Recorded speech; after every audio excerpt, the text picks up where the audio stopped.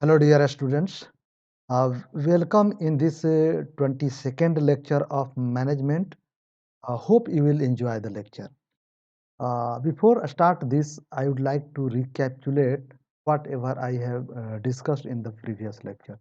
So, in the previous lecture, we have discussed about leadership and motivation. Okay, and learn that different types of leadership styles, importance of leadership, then theories of motivations, then other various theories of motivation has been also discussed there, like Maslow theories of motivation, then X theory of motivation, that is traditional theory of motivation, then Y theories of motivation, that is modern theory of motivation, then uh, Z theory of motivation, that is the combination of Japanese and American theory of motivation. And finally, we also discuss about ERG theory, Heisenberg theory of motivation, and McClelland theory of needs also discussed there. So now I am going to discuss about safety management. Going to discuss about safety management. So let us start with the learning outcome of this session. So after this session, students will be able to explain the term safety management, describe the causes of accident, use the safety measure during work, describe the types of training, then recommend the appropriate safety precautions for workers. तो ये जो ability आपके अंदर इस session के बाद आ जाएगी कि आप ये जानिएगा कि ये टर्म सेफ्टी मैनेजमेंट क्या है, क्या कारण होता है एक्सीडेंट का, फिर जो है कि कौन-कौन से सेफ्टी का मेजर का ध्यान में रखना है जब आप काम कर रहे हैं किसी पार्टिकुलर ऑर्गेनाइजेशन में तो, और टाइप्स क्या हैं उसके, क्या डिफरेंट टाइप्स के ट्रेनिंग क्या है जो सेफ्टी के लिए प्रोवाइड किया जाता है, एंड फाइनली आप सजेस्ट कर पाइएगा कि कौन-सा सेफ्टी मेजर बेटर है to save the life. So let us start with the introduction under safety management. So safety management is very important aspect for any industry to provide accident free work environment, यानी किसी भी उद्योग के लिए, किसी भी industry के लिए जो है विदाउट किसी प्रकार का दुर्घटना न हो, एक्सीडेंट न हो, एकदम बिल्कुल एक्सीडेंट फ्री वातावरण प्रोवाइड करने के लिए ये सबसे महत्वपूर्ण सेफ्टी एस्पेक्ट्स है.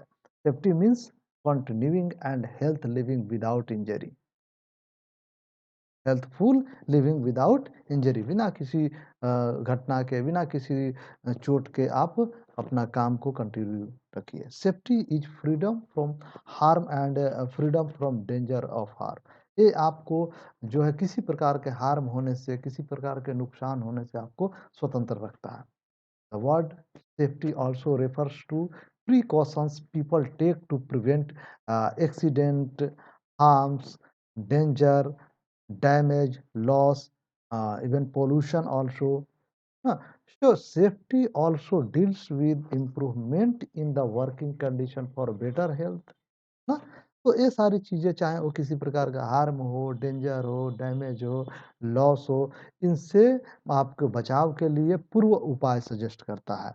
और इसलिए इसकी ज़रूरत है, और ये जो है कि जो वर्किंग कंडीशन है, जो वर्क करने का, काम करने का वातावरण है, वो भी बेटर करता है, ताकि आपका जो हेल्थ बेटर रहे और स्वस्थ रहते हुए और विदाउट किसी प्रकार के अपने आप को हार्म पहुँचाए काम करते रहिए. Management is responsible to provide safe working conditions and individual safety. और जो मैनेजमेंट है, जो प्रबंधक है, उसकी ये उत्तरदायित्व है, उसका एक जवाबदेही है कि वो वहाँ एक वर्किंग कंडीशन ऐसे प्रोवाइड करे जिसमें कि लोग सेफली वर्क कर सकें.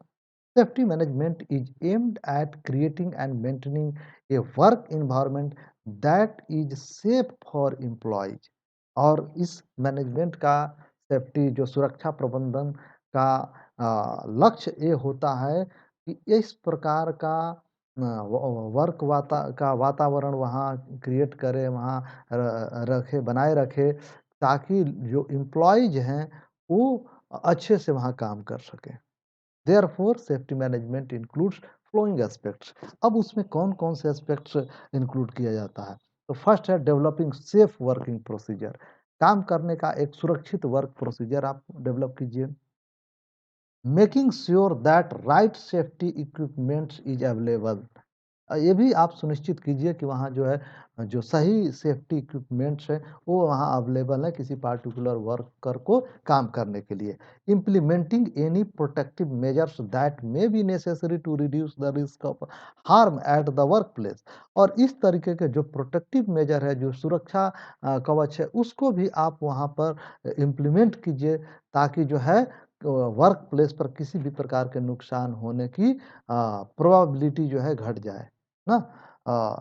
उसके बाद जो है कि an important parts of safety management is to making sure that there is a comprehensive safety management system in place, और ये भी आप सुनिश्चित कीजिए कि वहाँ पर एक कॉम्प्रिहेंसिव व्यापक जो है सुरक्षा प्रबंधन है जहाँ पर लोग काम कर रहे हैं। तो ये था introduction to safety management.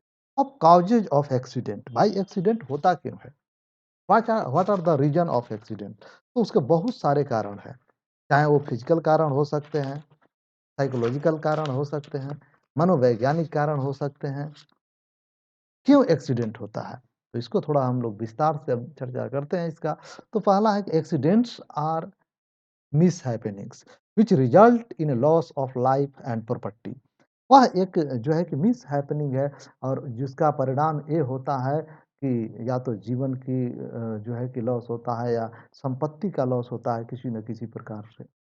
And in our day to day life accidents are very common, और जब हम दिन प्रतिदिन हमेशा वर्क करते हैं तो किसी न किसी प्रकार का एक्सीडेंट होना एक कॉमन बात है। इसलिए इस तरह की घटना न घटे उसके लिए हम लोगों ने जो पीछे अभी पढ़ा इंट्रोडक्शन में वो सारी जो प्रिकॉशन है उसको लेने की जरूरी है, और आगे भी देखेंगे। Accidents occurring in industries are also called industrial accidents. So what is industrial accidents? The accident which occurs during the work in industries is called industrial accident. तो इस तरीके से आप इसको डिफाइन कर सकते हैं। तो these are generally due to faulty equipments and machinery or negligence on the part of the workers. ये दो कारण हो सकता है। पहला एक ही जनरली जो मशीन है, जो इक्विपमेंट है, उसमें किसी न किसी प्रकार का दोष है, किसी न किसी प्रकार की कमी है जिसकी वजह से। दूसरा कि जो वर्कर है उस पार्टिकुलर मशीन के साथ जो वर्क कर रहा है या तो बहुत सारी चीज़ों को का वो अवहेलना करता है, उस पर ध्यान नहीं देता है, इस वजह से घटना होती है। तो proper precautions can reduce the accident. तो इसलिए जो है कि आप मशीन स्टार्ट करने से पहले, वर्कशॉप पर जाने से पहले आप सब कुछ चेक कर लीजिए कि सब कुछ ओके है कि नहीं। जो प्रिकॉशंस जो मेजर रखे हैं सुरक्षा के, सेफ्टी मेजर्स हैं, उनको आप ध्यान में रखिए। तो there are always some causes of occurring of accidents, कुछ जो कारण है क्यों एक्सीडेंट होता है उसका हम लोग यहाँ डिटेल में व्याख्या करते हैं। तो फर्स्ट कारण है that is the physical causes. Physical causes का मतलब होता है भौतिक कारण। तो भौतिक कारण क्या है, based upon unsafe condition of work. जैसा मैंने बताया वर्क आप कर रहे हैं लेकिन काम करने का जो वातावरण है, जो स्थिति है वो सुरक्षित नहीं है। दूसरा है sorry physiological causes. Physiological causes का मतलब होता है कि शारीरिक कारण based upon defects of physical body of workers, यानी जो वर्कर्स की जो बॉडी है, जो उसका फिजिकल साइकोलॉजिकल फिजियोलॉजिकल स्ट्रक्चर जो है वो उस प्रकार नहीं है, उतना स्ट्रांग नहीं है कि वो पार्टिकुलर वर्क को कैरी आउट कर सके। तो इसके वजह से जो एक्सीडेंट होता है उसको हम फिजियोलॉजिकल कारण के अंदर रखते हैं। And third is that is the most important part of is cause for accident is the psychological causes, तो based upon the mental disturbance of the workers. तो ये चीज जो है कि मनोवैज्ञानिक कारण, मनोवैज्ञानिक कारण क्या होता है कि वर्कर्स का जो मानसिक स्थिति है उस पर डिपेंड करता है। आप यहाँ काम करने आए हैं, घर की टेंशन है, किसी प्रकार का द्वंद्व माइंड में चल रहा है, कंसंट्रेशन नहीं बना, काम यहाँ कर रहे हैं, ध्यान कहीं और है, तो इस तरीके से जो कुछ भी घटना होती है उसको मनोवैज्ञानिक कारण के अंदर रखते हैं। तो अब इन तीनों कॉजेज को हम डिटेल में एक-एक करके वर्णन करेंगे। So let us start with physical causes of accident, यानी जो है दुर्घटना का भौतिक कारण। तो क्या-क्या हो सकता है? देखिए, physical causes are linked with machinery and surroundings, ना? मशीनरी और सराउंडिंग्स, और these causes are beyond the control of workers, likely and likely to cause accident। तो ये जो है कि फिजिकल कॉजेज है, ये मशीन से जुड़ा हुआ है, उसके इर्द गिर्द से जुड़ा हुआ है, और ये जो है कि जो वर्कर के कंट्रोल से बाहर है ना। तो इसलिए physical causes related to machinery और प्लांट क्या क्या हो सकता है, इसको अब देखते हैं। फर्स्ट है unguarded and unfenced moving machine parts. मान लेते हैं कि जो मशीन का जो घूमने वाला पार्ट है वो खुला हुआ है, उसका प्रॉपर जो है कि मेडगार्ड नहीं लगा हुआ है ना, उसका प्रॉपर फेंसिंग नहीं किया हुआ है, घेराव नहीं किया गया है, इसलिए भी होता है। दूसरा, unbalanced, noisy, improper adjusted machine parts. दूसरा कि असंतुलित है, सही नहीं है, काफ़ी साउंड निकालता है, उसका जो मशीन का जो मूविंग पार्ट्स है वो सही एडजस्टेड नहीं है, तो इस ये भी रीज़न होगा। Space between machines are less, बहुत थोड़ा-सा स्पेस है 2 मशीनों के बीच, तो ये भी है कि एक्सीडेंट होने की संभावना बनी रहती है। Old and worn out machine, वो मशीन जो ऑब्सोलीट हो चुकी है, पुरानी पड़ गई है, उसको यूज़ में लाते हैं, कब खराब हो जाएगा, कब धोखा देगा, कोई ठिकाना नहीं है, तो ये भी एक कारण हुआ।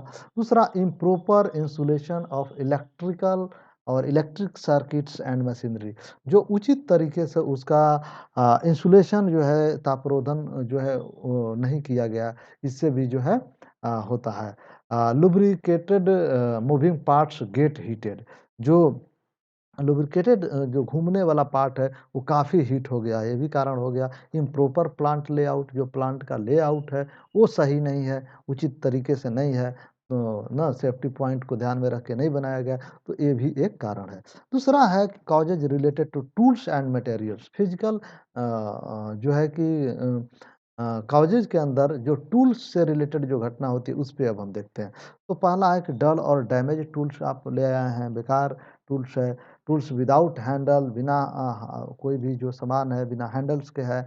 वेरी शार्प एज टूल्स, वैसे बहुत तीखा नोक वाला टूल है, वो भी आपको क्या बोलते हैं कि प्रॉब्लम क्रिएट कर सकता है। इन्फ्लेमेबल एंड नॉट मटेरियल्स ना, ज्वलनशील पदार्थ और हॉट मटेरियल्स ना, और या काफ़ी गर्म कोई पदार्थ है तो उससे हो सकता है जो टूल्स है। Then poisonous and toxics material, हाँ, जहरीला जो है कुछ ऐसे टूल्स हैं जो काफ़ी जहरीले हैं, उससे आपको हानि हो सकता है। देन ब्रेकेबल मटेरियल्स, तो ये सारे जो हैं कि कॉजेज टूल्स एंड मटेरियल्स हैं, इनके वजह से भी हो जाता है एक्सीडेंट। अब जो है कि causes related to dress, causes related to dress है लूज और इम्प्रॉपर ड्रेस। आपको वर्क करना है तो टाइट ड्रेस, किस तरह का ड्रेस वहाँ के सुरक्षा की दृष्टि से बेटर है, ये आपको ध्यान में रखना है। स्लिपरी फुट्स वियर, आप जो है चप्पल-वप्पल पहिर के चले गए कंपनी में, तो ये आपके हेल्थ के लिए सही नहीं है। तो आपको ध्यान में रखना होगा कि किस तरीके के ड्रेस हमें पहनकर मशीन के पास जाना है, उसके साथ वर्क करना है। Not wearing personal protective equipments like goggles, gloves, a screen required during the um, welding ना। तो ये सारी चीज़ें यदि आप वर्क करते हैं तो गॉगल्स पहने, ग्लोव्स पहने, आप इसको यदि नहीं सही तरीके से पहनते हैं तो ये भी एक कारण हो जाएगा एक्सीडेंट का। अब उसके बाद fourth point, that is the causes related to working condition. तो वर्किंग कंडीशन से क्या हो रहा है, लाइट इज नॉट प्रॉपर ना, जो वहाँ पे मशीन जहाँ है, जहाँ काम करना है वहाँ लाइट उचित तरीके से नहीं लगाया गया है। Improper ventilation for exist of dust and gases, जो धूल कण निकलने के लिए जो वेंटिलेशन बनाया गया वो सही नहीं है। Slippery floors and stairs cases, ये भी हो गया। उसके बाद सेवेरिटी ऑफ वर्क ना, उसकी क्या स्थिति है वर्क का। For example mines, constructions of tunnels, building of sky scrapers is quite risky. तो इन सारी चीज़ों में कहीं सुरंग बन रहा है या कुछ इस तरह का स्काई स्क्रैपर्स बिल्डिंग बन रहे हैं, तो उसमें सिविरिटी उसमें ज़्यादा जो है कि एक्सीडेंट होने की संभावना रहती है। जैसा कि आप लोग अभी सुने थे यहाँ जो उत्तराखंड में हुआ था ना। और नेक्स्ट जो है कि working hours are too long result in tiredness. अब मान लेते हैं कि बहुत ज़्यादा 8-8 10-10 घंटा काम कोई कर रहा है, तो काम करते-करते व्यक्ति थक गया, तो इससे भी थकान की वजह से भी कभी-कभी नींद आने लगा और जिसकी वजह से वहाँ पे घटना हो गई। तो ये भी एक कारण है। बैड डिसिप्लिन, सही से डिसिप्लिन नहीं है, अनुशासन नहीं है, इसलिए भी घटना होने की संभावना रहती है। Defective buildings and projected objects, जो भी बिल्डिंग्स है, चाहे प्रोजेक्टेड ऑब्जेक्ट है, वो भी डिफेक्टिव से सही नहीं है। अब सेकंड पॉइंट पे आते हैं, that is the physiological causes of accident. Physiological causes that is the शारीरिक कारण जिसको हम हिंदी में कहते हैं। These causes of accidents are related to physical body of workers. That is, a weak man cannot lift heavy load. Weak eyesight person cannot drive a vehicle properly, and an old man cannot do heavy work. So, okay, so these are the causes result in accidents are called the physiological causes of accident. तो कह रहा है कि जो चाहे एक व्यक्ति जिसका बॉडी कमज़ोर हो, एकदम वीक है, तो उसको दे दीजिए कि 50 केजी उठाओ, तो वो नहीं उठा पाएगा। वो जिसका आई साइट दूर है, ज़्यादा अच्छे से नहीं देख सकता, उसको बोलो कि गाड़ी चलाओ, तो एक्सीडेंट होना जो है कि एकदम बिल्कुल ये है। देन एन ओल्ड मैन जो है कि वो कुछ क्या बोलते हैं हैवी वर्क कर नहीं सकता, उसको उस पे लगा दीजिए तो एक्सीडेंट ज़ाहिर है। तो some of the causes of accidents are due to following physiological defects.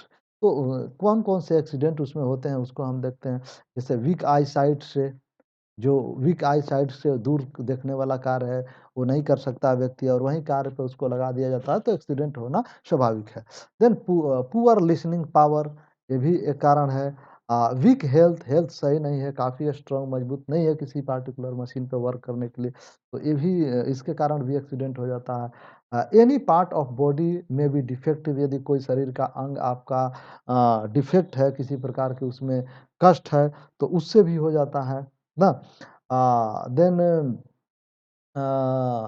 fatness and high blood pressure, then fatigues and extortion of work, older employees, तो ये सारी चीज़ें जो है वो फिजियोलॉजिकल कॉजेज में यानी शारीरिक दुर्बलता, शारीरिक कमजोरी और जो है कि फिजिकल स्ट्रक्चर के वजह से ये इस तरह के एक्सीडेंट होते हैं, उसको हम फिजियोलॉजिकल कॉजेज के रखते हैं, उसके कारण के अंतर्गत रखते हैं।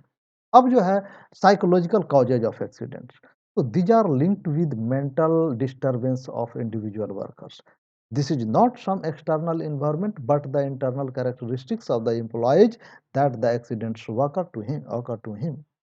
The worker is regarded as careless and is victim of an accident, so he does not give proper attention to safety rules and regulations.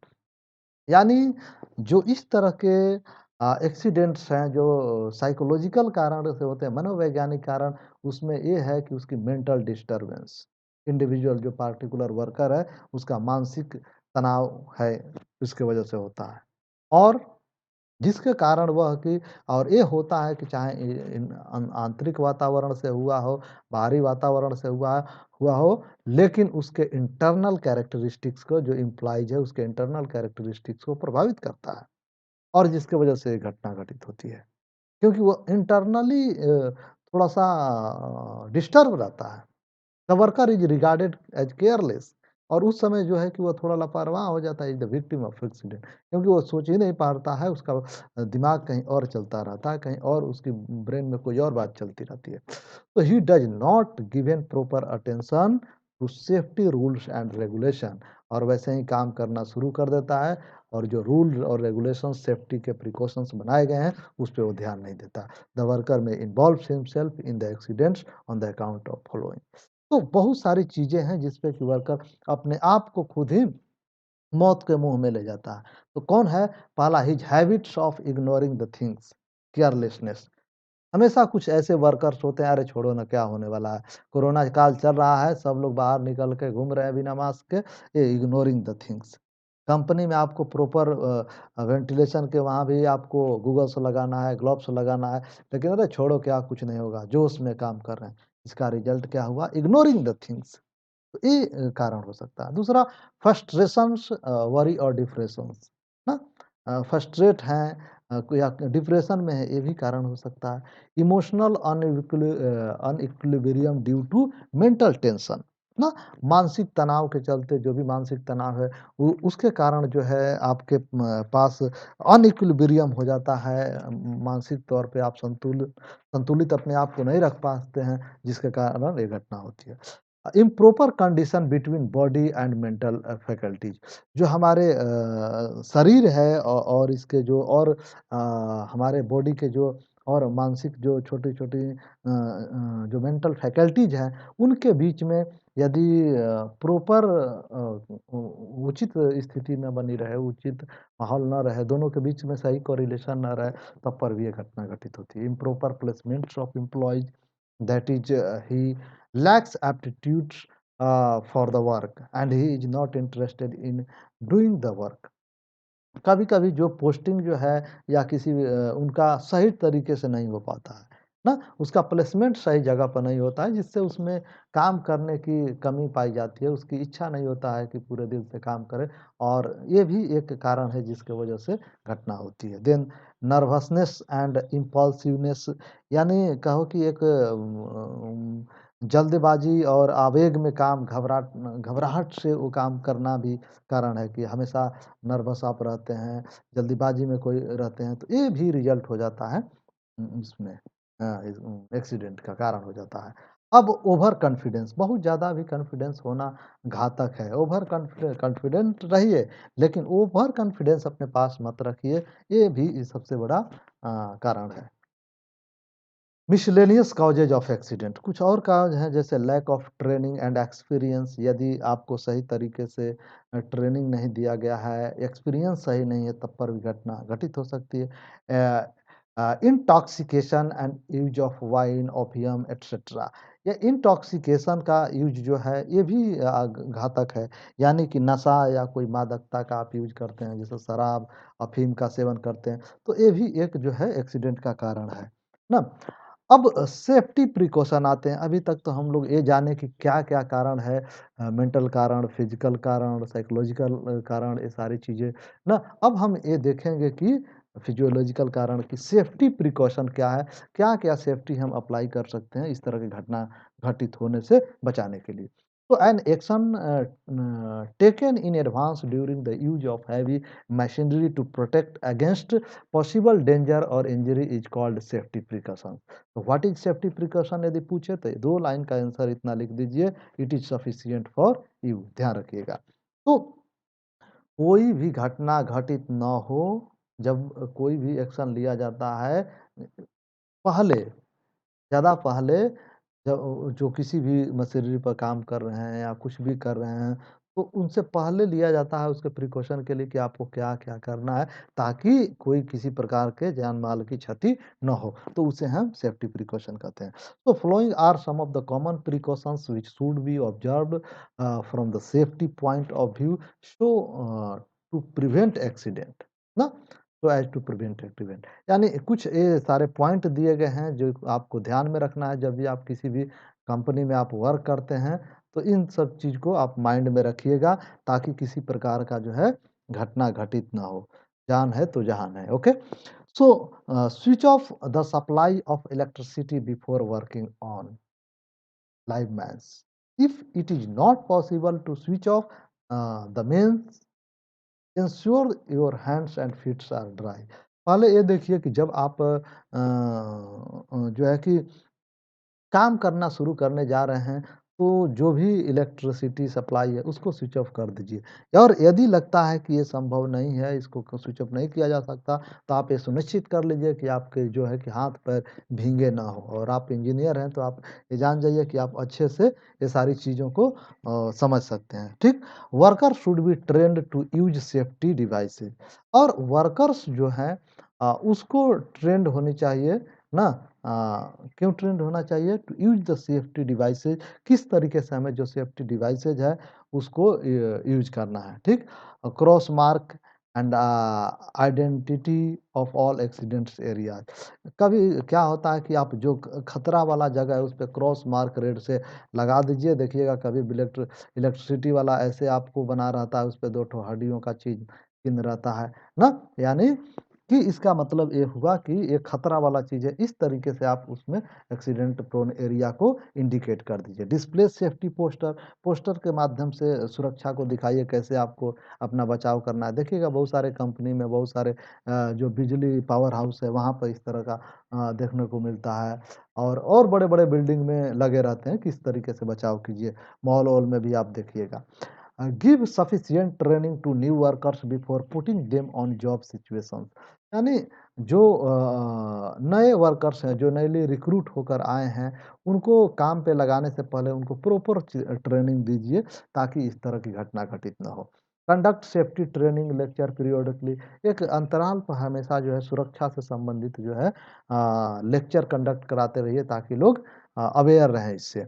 Welcome all safety solution, सभी जो है सेफ्टी से रिलेटेड सॉल्यूशन है, जो सुझाव है, उस सारी चीज़ों को का स्वागत कीजिए। Send information and literature about the safety at home of employees, यदि पॉसिबल हो तो सभी कर्मचारियों के घर पर सुरक्षा से रिलेटेड जो भी इन्फॉर्मेशन है उसको उनके घर भेजिए ना, लिटरेचर भेजिए ताकि वो पढ़कर उससे अवगत हो जाएं ज्वाइन करने से पहले ही। Organising safety competitions and awarding prize to the winner, ना इस तरह का भी ध्यान रखिए कि सेफ्टी जो है कंपटीशन जो है कि ऑर्गेनाइज कीजिए। और यदि कोई विन करता है उसमें उस सेफ्टी में, तो विनर है कोई जो विजेता है उसको अवार्ड भी दीजिए ताकि मोटिवेट रहे इस तरह के सेफ्टी प्रिकॉशंस को अप्लाई करने में। Always remain alerts and in proper physical and mental condition, हमेशा जो है कि प्रॉपर तरीके से फिजिकल और मेंटल कंडीशन रहे, इस संदर्भ में आप हमेशा अलर्ट रहिए क्योंकि सावधानी हटी दुर्घटना घटी। ओके, तो ये सारी चीज ध्यान रखिएगा। तो always wear right clothings for job, wear safety glasses, gloves, footwear, hard hat etcetera as per the job requirement. तो जो चीज़ भी है जो जॉब किस तरह की नेचर ऑफ जॉब क्या है, उसमें किस तरह की सेफ्टी प्रिकॉशंस को आपको अप्लाई करना है, ये ध्यान में रखना है। तो उसके अकॉर्डिंगली आपको ग्लोव्स पहनिए, ग्लासेस पहनिए, चश्मा पहनिए ना, फुट वियर पहनिए, जो बूट पहनिए, और सर के ऊपर जो है हार्ड जैसे कंस्ट्रक्शन में काम करने वाले लोग पहनते हैं, उस तरह के भी आप पहनिए ताकि आप सुरक्षित रहें। Do not wear ties, rings, watches etc which can be caught by the moving parts of the equipment। और इस तरह का नहीं, कलाई में कड़ा नहीं पहन लीजिए कि कहीं फंस जाए, टाई नहीं बांध लीजिए कि कंपनी में चल रहा है मशीन, टाई पकड़ लिया आपको खींच के ले गया अंदर। तो ये सारी चीज़ें कहीं न कहीं बांध कर कंपनी में वर्क करने जाना, किसी मूविंग मशीन के पास, मतलब खुद ही को मौत के मुँह के पास ले जाना। तो ये सारी चीज़ें को ध्यान में आप रखिएगा। Then keep hands always from moving parts such as V belt, gears, drive shafts etcetera, इन सारी चीज़ों से अपने हाथ को आप दूर रखिए, कहीं ऐसा ना कि उसमें फँस जाए। Before operations make sure you are well conversant with equipments and its operation. Okay, आप जब भी कोई काम कीजिए, जब भी कोई ऑपरेशन शुरू करिए मशीन, तो उससे आप ये सुनिश्चित कर लीजिए कि आप कन्वर्सेंट हैं, यानी उसके उचित जानकार हैं, काफ़ी अच्छे से उससे इक्विप्ड हैं, परिचित हैं, ये चीज़ सुनिश्चित कर लीजिए। And follow the maintenance schedule, जो भी शेड्यूल है कि भाई इतने दिन हो गया, अब इसको मेंटेन कराना है, ताकि जो है कि किसी प्रकार की घटना घटित ना हो। तो जो भी शेड्यूल दिया गया है उसके अकॉर्डिंगली उसका मेंटेनेंस भी कराते रहिए। Follow precautions suggested by the manufacturer, जो मैन्युफैक्चरर है, जो उस पार्टिकुलर मशीन्स का प्रोड्यूसर है, उसके द्वारा जो सजेस्ट किया गया है प्रिकॉशंस, उसको आपको ध्यान में रखना है। Keep machine and area clean, जो मशीन का एरिया है उसको साफ सुथरा रखिए। Always keep safe speed as per the working conditions and the job requirement, जो भी स्पीड उसका ऑप्टिमम है, जो भी सुरक्षा के पॉइंट से उचित है, उसी को, और जो जॉब की रिक्वायरमेंट से भी उचित है, उसी को वहीं स्पीड रखिए। ये नहीं कि जल्दी जल्दी में कम समय में ज़्यादा प्रोडक्शन देने के चक्कर में अपने आप को जो है खतरे के आगे रख दिए ना, या मौत के सामने पेश कर दिए। So always use proper tools, ना, and they should be free from gases and oil and properly maintain. So जो भी आप हमेशा प्रॉपर टूल्स यूज कीजिए, और ये भी सुनिश्चित करना चाहिए आपको कि ये सॉरी, वो सारी चीज़ गियर्स, सॉरी यहाँ गैसेज बोल दिए थे, गियर्स जो free from gears and oils, ये सारी चीज़ों के माध्यम से एकदम फ्री है, काफ़ी स्मूथ मूव कर रहा है ना, और कम से कम इस तरह की इसमें किसी प्रकार का हर्डल्स है। They never check for leaks in pressurized system with hands, as this may drive oil through pores under the skin. ये जो आपके छोटे-छोटे स्किन में जो छिद्र हैं, पोर्स जो है, ये रोमे के माध्यम से, उसके माध्यम से तेल आपके शरीर में प्रवेश कर सकता है। इसलिए जो कभी भी चेक हाथ से इसको नहीं कीजिए जब हाई प्रेशर में मशीन वर्क कर रहा है। Always keep guard and cover in position while operating the machine, जहाँ भी ज़रूरत है आप गार्ड और जो भी उसका ग्लोव्स है वगैरह पहन कर ही जो मशीन के पास आप जिस पोजीशन में वर्क कर रहे हैं करिए। Do not perform maintenance work when machine is in operation, कभी भी मशीन चल रहा है तो आप उसी में मेंटेनेंस का काम नहीं कीजिए, ये एक खतरनाक इनिशिएटिव होगा। Then never put machine on load exceeding their capacity, और ये भी ध्यान रखिए कि जो किसी मशीन की जो लोड बियरिंग कैपेसिटी है, उससे ज़्यादा लोड उस पे नहीं दीजिए। अदरवाइज़ ये जो है कि आपके लिए खतरनाक हो सकता है, क्योंकि उसका मैक्सिमम लोड है, या उतना तक रहे या उससे बिलो रहे, एक्सेस उससे नहीं दीजिए, ठीक ना? Machine should be carefully inspected at regular interval, जो भी मशीन है काम करने से पहले उसको काफ़ी अच्छे से सुनिश्चित कर लीजिए कि एवरीथिंग इज़ ओके। जैसे पायलट जहाज़ उड़ाने से पहले सारी चीज़ों को देख लेता है with the help of engineers कि भाई एवरीथिंग इज ओके ना, तो उसी प्रकार आप भी जब मशीन कोई ऑपरेट करते हैं उससे पहले सारी चीज़ को चेक करके सुनिश्चित कर लें कि everything is okay. Follow the all provisions laid down in various act, और जितने भी प्रोविजंस, जितने भी रूल्स बनाए गए हैं डिफरेंट एक्ट्स में, उसको आप फॉलो कीजिए। तो इस प्रकार हम लोग क्या सीखे? So during these sessions on the safety management, we have discussed about causes of accidents and safety precautions, and learned that the safety is essential to provide accident-free work environment in the industries or companies. So for this, we should follow the all provisions laid down under the various acts. Like जो भी मैंने बताया कि जितने भी नियम बनाए गए हैं डिफरेंट डिफरेंट एक्ट के माध्यम से, उसको आप फॉलो कीजिए ताकि किसी प्रकार की दुर्घटना घटित ना हो।